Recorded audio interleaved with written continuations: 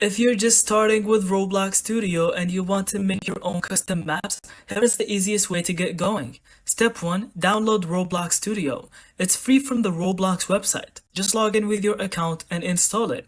Step 2. Pick a base template. When you launch a studio, you'll see templates like Plain Terrain, Obby, or City.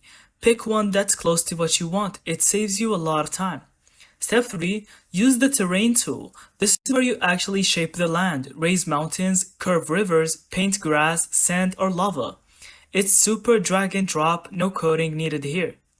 Step 4. Add parts and models.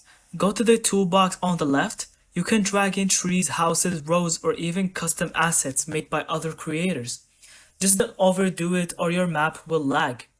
Step 5. Adjust lighting and atmosphere. Go into the Explorer panel and tweak settings like time of the day, fog, or sky boxes. This gives your map its mood. Step 6. Playtest your map.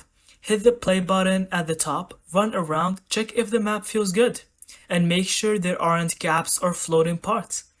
And that's it. Thank you so much for watching. I hope you found this video helpful. Don't forget to leave us your thoughts in the comments.